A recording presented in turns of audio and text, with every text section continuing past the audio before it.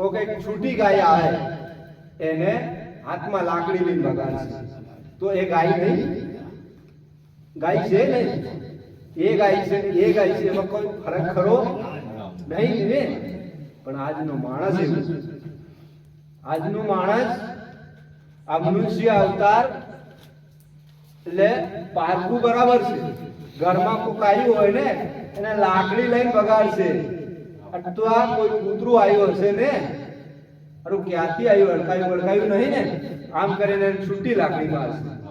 એને બિચારે કઈ જ ના કર્યું હોય, એની સામે ના જોયું હોય, એને રસ્તે જતું હોય.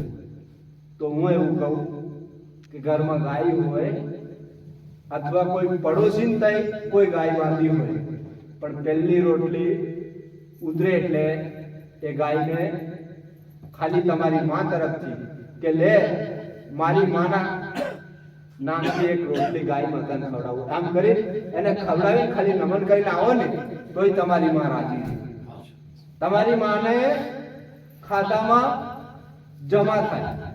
કહેવાનો મતલબ કે દેવ